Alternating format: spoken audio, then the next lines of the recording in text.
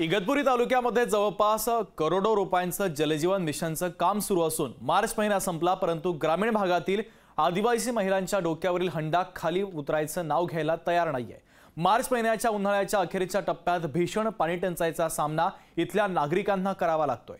तालुक्यातील डोंगर परिसर आणि दुर्गम भागात पाण्याचे स्रोत आटल्यानं या ठिकाणी अनेक वाड्यापाड्यांना मिळेल तिथून पाणी आणावं लागतंय। या संदर्भातला लोकशाही मराठीचा हा खास रिपोर्ट पाहूयात।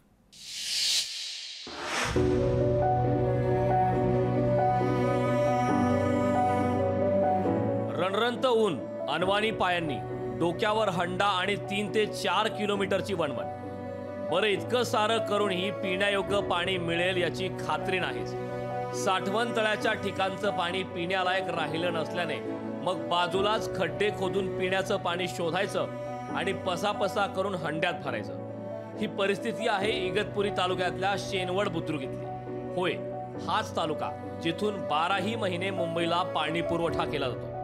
केंद्र सरकारची जी योजना आहे जल जीवन मिशन योजना, याची तात्काळ सरकारने दखल घेऊन याची चौकशी करून तात्काळ त्यांच्यावर गुन्हे दाखल करावे। अन्यथा आदिवासी समाज येणाऱ्या काही दिवसांमध्ये मुंबईला जाणारं जे पाणी आहे इगतपुरीमधलं ते बंद करण्यासाठी आम्हाला पुढाकार घ्यावा लागेल। आधी स्थानिकांना पाणी द्या, नंतर तुम्ही मुंबईला पाणी न्या, ही आता आमची भूमिका असणार आहे। बरं, या पाण्याची चव तर सोडाच, पण त्याचा रंग बघूनच कळतं की यामुळे नव्या आजारांना आमंत्रण नक्कीच मिळणार।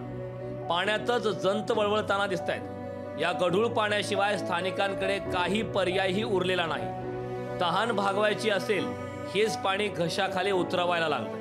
आम्हाला प्यायला पाणीच नाही, आम्हाला कुठेतरी पाण्याची सोय करून द्यावा असं आमचं म्हणणं आहे बुवा। 4 किलोमीटर पाण्याला जातोय, वर धासाने घेऊन पाणी चढावं लागतंय आम्हाला। बंधारा आहे, त्याच्या बंधाऱ्याच्या पाठीच्या खाली पाणी आणतो। पाणी एकदम गढूळ असतं, जंतू पडेल राहते त्याच्यात। 12 वाड्या आणि गाव मिळून जवळपास 2800 लोकसंख्या असलेल्या या गावात नव्याने बांधलेली एक टाकी दिसते, पण त्या टाकीत पाण्याचा एक थेंबही दिसत नाही।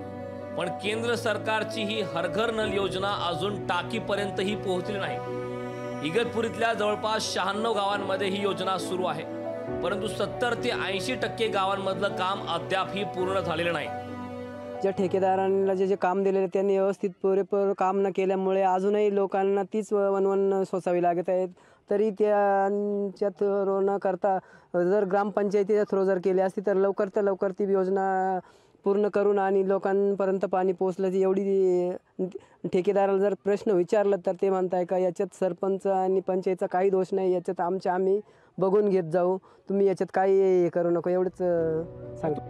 धरण उशाला आणि कोरड घशाला अशा इथल्या गावांची परिस्थिती आहे। शेनवड बुद्रुक सारखी अनेक गावं इगतपुरी तालुक्यात आजही पिण्याच्या पाण्यासाठी संघर्ष करताना दिसत आहेत। धरणाच्या या तालुक्यात पिण्याच्या पाण्यासाठी करावी लागणारी ही वणवण अधिकाऱ्यांच्या हृदयाला पाजर फोडेल का असा प्रश्न आहे। विकास काजळे, लोकशाही मराठी, इगतपुरी।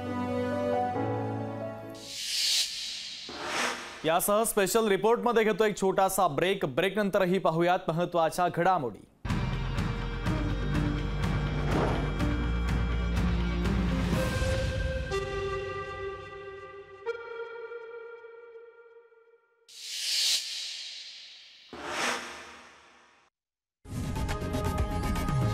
लोकशाही मराठी ऐका, पहा, जागरूक रहा।